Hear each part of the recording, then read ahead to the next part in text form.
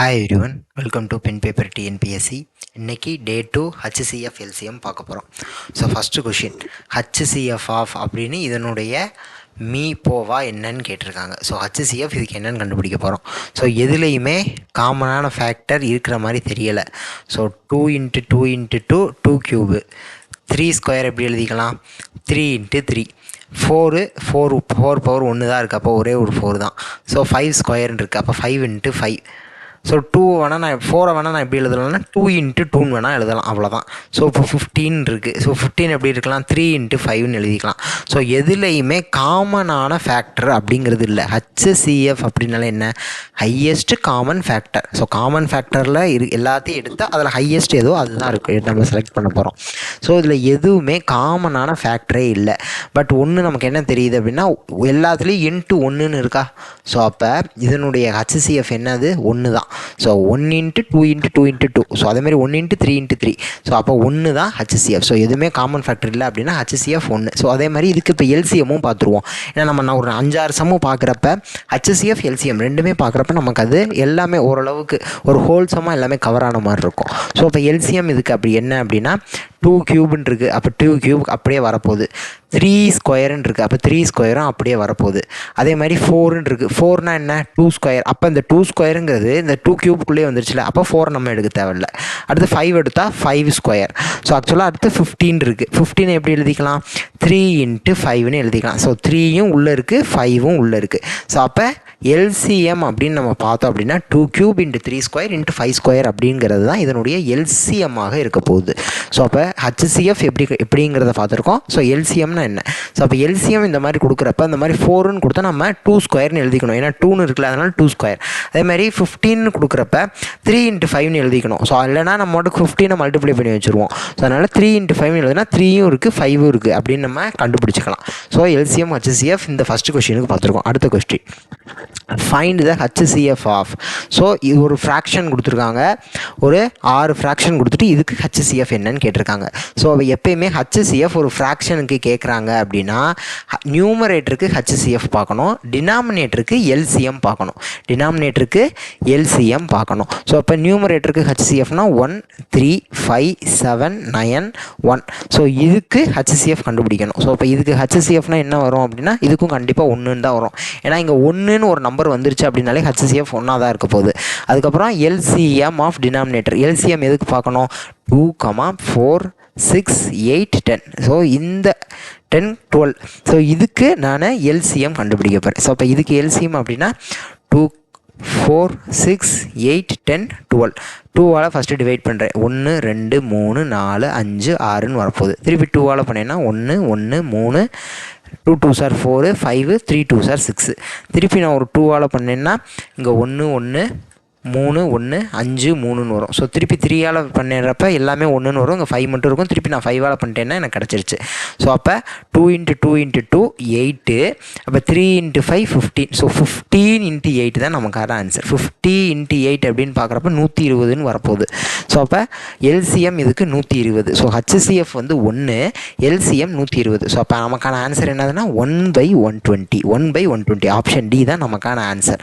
So இப்போ இதே கொஷினுக்கு LCM கண்டுபிடிக்கணும்னா என்ன பண்ணணும். ஸோ அப்போ LCM இந்த HCF அப்படிங்கிற வார்த்தைக்கு பதில் LCM அப்படின்னு சொல்லி கொடுத்துட்டாங்க. அப்போ LCM ஆஃப் ஒரு ஃப்ராக்ஷன் கொடுத்துருந்தாங்க அப்படின்னா நியூமரேட்டருக்கு LCM கண்டுபிடிக்கணும், டினாமினேட்டருக்கு HCF கண்டுபிடிக்கணும். ஸோ அதுக்கு அப்படியே ஆப்போசிட், அவ்வளோதான். நியூமரேட்டருக்கு HCFன்றது தான் நியூமரேட்டருக்கு HCF, டினாமினேட்டருக்கு LCM. இங்கே LCM இருந்துச்சுன்னா நியூமரேட்டருக்கு LCM, டினாமினேட்டருக்கு HCF.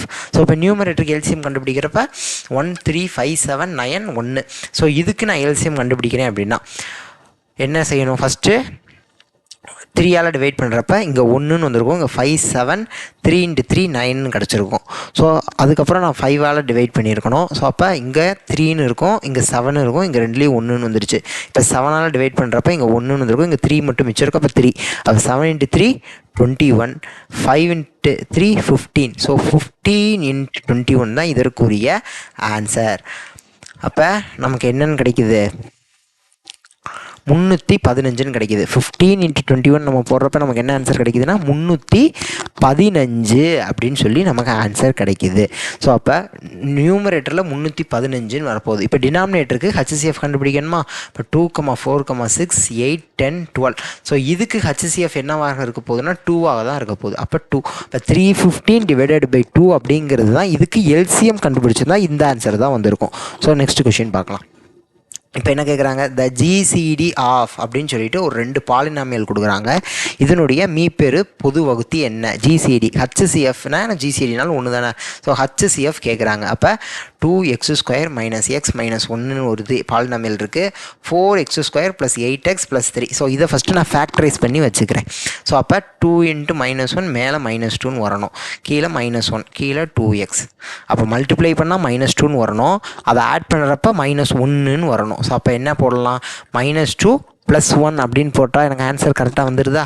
அப்போ இந்த 2 கேன்சல் ஆகிடும். அப்போ x - 1 × 2x + 1 அப்படின்னு நான் இதை ஃபேக்டரைஸ் பண்ணிட்டேன். இப்போ 2x² - x - 1 அப்படிங்கிறத நான் இப்படி எழுதியிருக்கேன். அப்போ அதே மாதிரி இங்கேயே எழுதணும்ல, 4 × 3 12, இங்கே கீழே 8ன்னு வரணும். ஸோ மல்டிப்ளை பண்ணுறப்ப 12ன்னு எனக்கு கிடைக்கணும், ஆட் பண்ணுறப்ப 8ன்னு வரணும்.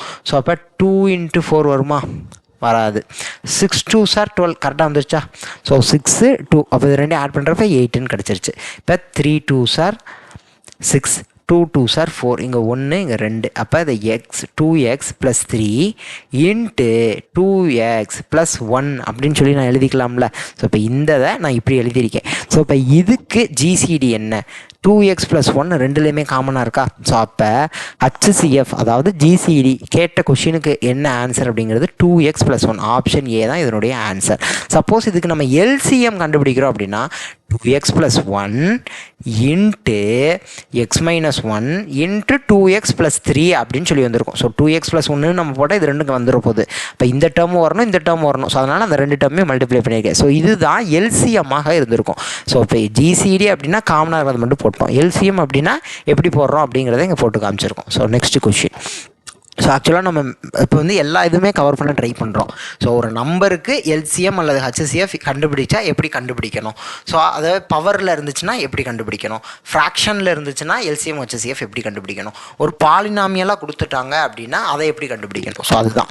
ஸோ அடுத்து, if M, N are 2 numbers, Nங்கிறது 2 எண்கள் எனில் அவற்றின் LCM என்னன்னு கேட்குறாங்க. HCF கொடுத்துருக்காங்க.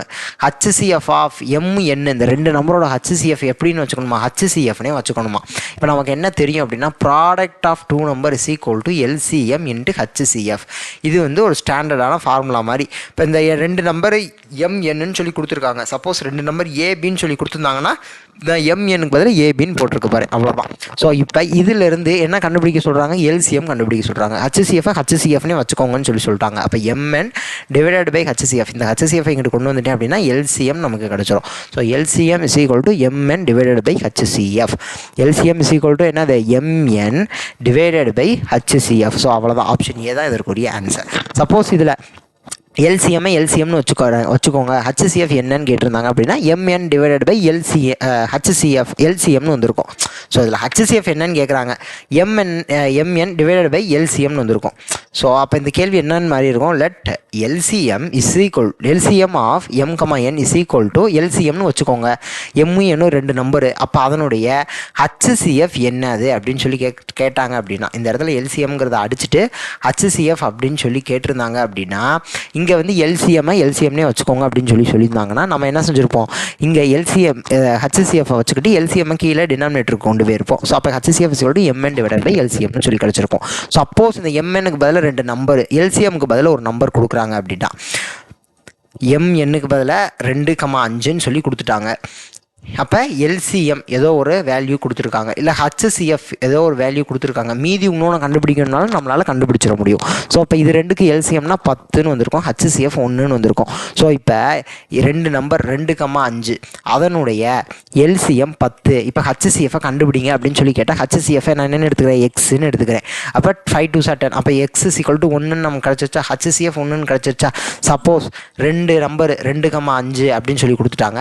இதனுடைய ஹச்சிசிஎஃப் வந்து 1 அப்படின்னு சொல்லி கொடுத்துட்டாங்க. இப்போ எல்சிஎம்மை கண்டுபிடிங்க அப்படின்னு சொல்லிட்டாங்க அப்படின்னா LCM is equal to HCF into LCM is equal to ரெண்டு நம்பரை மல்டிப்ளை பண்ணிக்கிறேன். அப்போ எல்சிஎம் 1 இன்ட்டு எல்சிஎம் தான். அப்போ 5 2 சார் 10 ஹச்சிசிஎஃப் 10ன்னு நமக்கு கிடச்சிரும். ஸோ இது வந்து ஒரு ஸ்டாண்டர்டான ஒரு இருக்கிறதுனால நான் இதை கொடுத்துருக்கேன். இந்த இடத்துல வேறு நம்பர் கொடுத்தாலும் நம்மளால் போட முடியணும். ஸோ அவ்வளோதான்.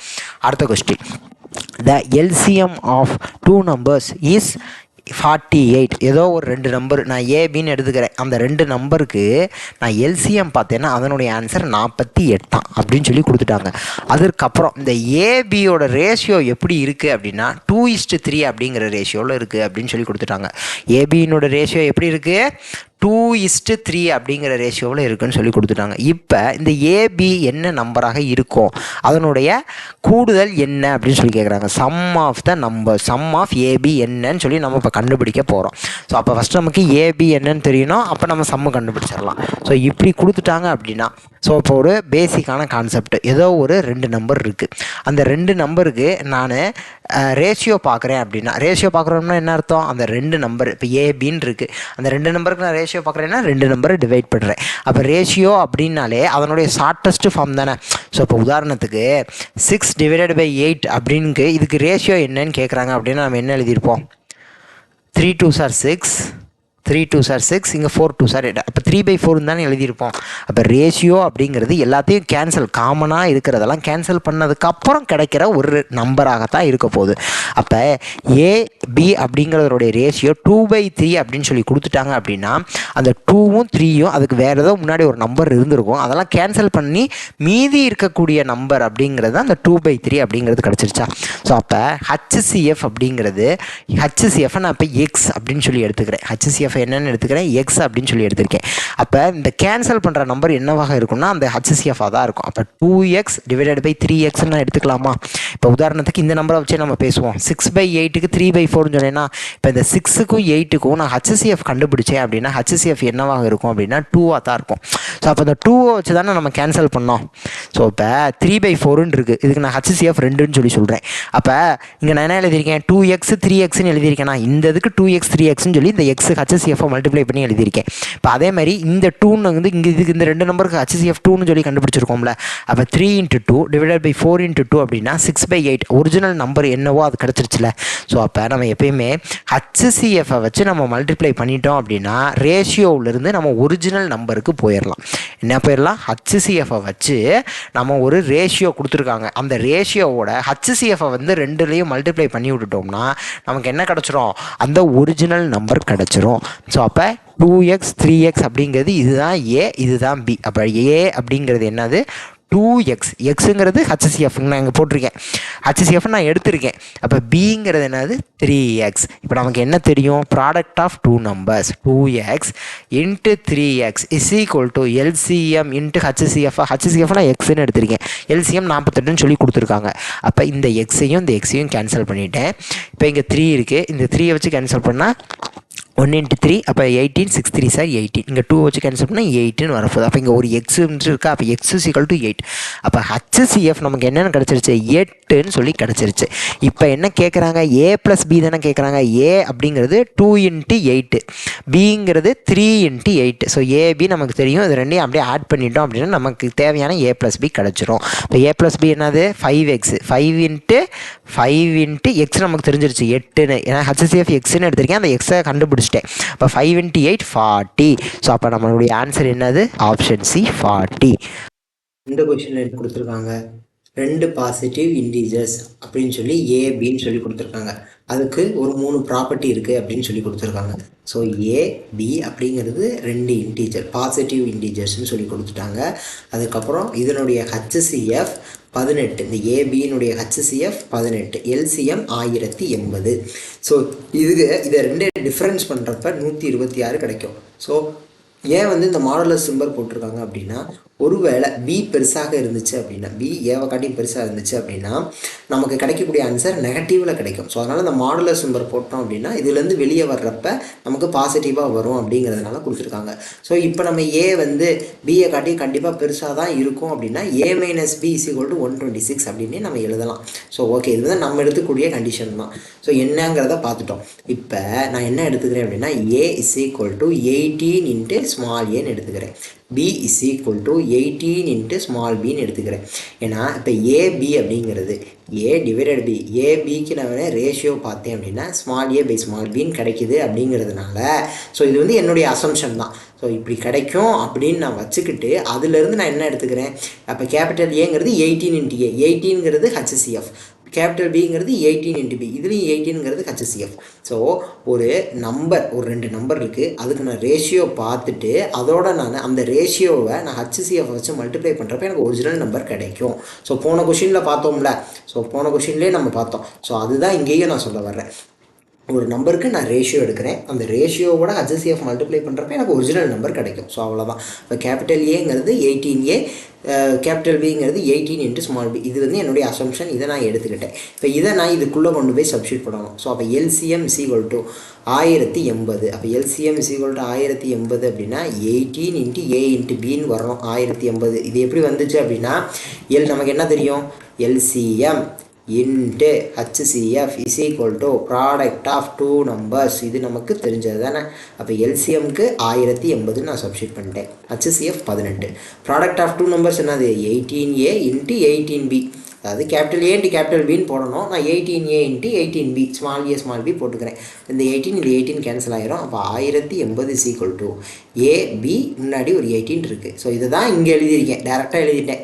இப்போ இந்த 18 வச்சு நான் சால்வ் பண்ணேன்னா 540 வரும். 2 டேபிள் அடித்தா 9 2s 18. இதை திருப்பி 16 அப்படி அடிக்கலாம். அப்போ AB = 16 ஒரு இது கிடச்சிருக்கு. இதை நான் இப்படி பாக்ஸ் போட்டு வச்சுக்கிறேன். அடுத்து a - b = 126. அப்போ a - b அப்படிங்கிற இடத்துல 18a - 18b நான் சப்ஸ்டியூட் பண்ணேன் அப்படின்னா இந்த 18 காமனாக எடுத்தேன் அப்படின்னா 9 2s 18, 63 வரும். அப்போ 7 டேபிளில் அடிக்கலாம்ல. அப்போ a - b = 7 கிடச்சிருக்கு. இப்போ a × b, ab 60, a - b 7. So இதை ரெண்டையும் சாட்டிஸ்ஃபை பண்ணுற மாதிரி ஒரு ab கண்டுபிடிக்க போகிறேன்.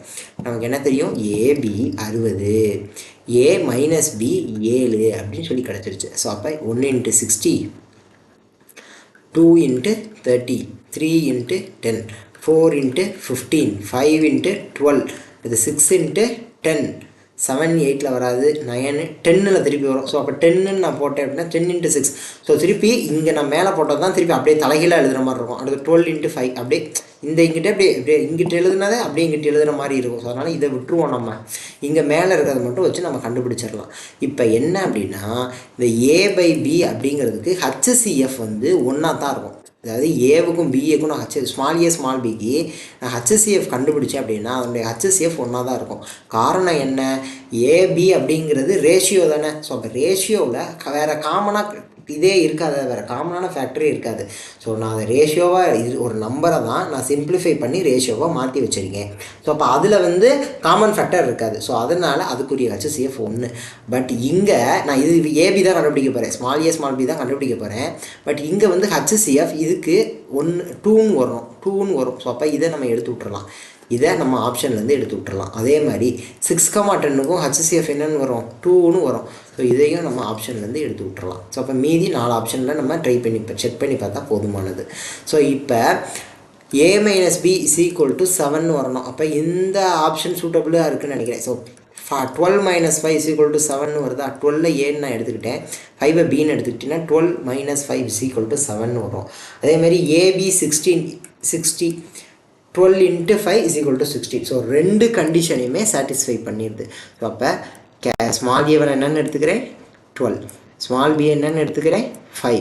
இதுலேருந்து நான் கேபிட்டல் ஏ கேபிட்டல் பி கண்டுபிடிச்சிடலாமா. அப்போ 18 × 12, 18 × 5. ஏன்னா நம்ம கேபிட்டல் ஏ என்னென்னு எடுத்தோம், 18 × ஸ்மால் ஏன்னு தானே எடுத்தோம். கேபிட்டல் ஏவை 18 இன்ட்டு ஸ்மால் ஏ, கேபிட்டல் பியை 18 இன்ட்டு ஸ்மால் பி. அதனால் 18 இன்ட்டு 12, 18 இன்ட்டு 5. ஏன்னா ஏபி இப்போ கண்டுபிடிச்சிட்டோம். ஸோ இப்போ இதை நான் இது பண்ணிட்டேன் அப்படின்னா 18 இன்ட்டு 12, 8 2 சார் 16, 1 2 3 8 1 6 11 1 216. இங்கே 18 இன்ட்டு 5 என்ன வரும்? இங்கே ஒரு 50 வரும், அப்புறம் ஒரு 40 வரும், 90ன்னு வந்திருக்கும் ஆன்சரு. அப்போ ஏ 216, பி அப்படிங்கிறது 90. ஸோ ஆப்ஷன் சி இதுதான் நமக்கு கரெக்டான ஆன்சர். ஸோ இது எல்லா இதையுமே சாட்டிஸ்ஃபை பண்ணி நம்ம இப்போ கண்டுபிடிச்சிட்டோம். ஸோ அதனால் எல்லாமே இது சாட்டிஸ்ஃபையும் இப்பயும் பண்ணுது, நம்ம செக் பண்ணியும் பார்த்துட்டோம். இப்போ இந்த 216க்கு 90க்கும் எல்சிஎம் எடுத்தோம் அப்படின்னா நமக்கு 1080 கிடைக்கும். அதேமாதிரி ஹச்சிசிஎஃப் எடுத்தோம் அப்படின்னா 18 தான் கிடைக்கும். இது ரெண்டையும் நான் மைனஸ் பண்ணேன் அப்படின்னா எனக்கு 126 அப்படிங்கிறது கிடச்சிது. ஸோ அப்போ எல்லா கண்டிஷன்ஸுமே சாட்டிஸ்ஃபை பண்ண மாதிரி இருக்கிற ரெண்டு நம்பர் இதுதான். ஸோ 216 90 அப்படிங்கிறது தான் ஏ அண்டு பி. ஸோ அவ்வளோதான். நெக்ஸ்ட் வீடியோவில் பார்க்கலாம். Next day. Thank you to all.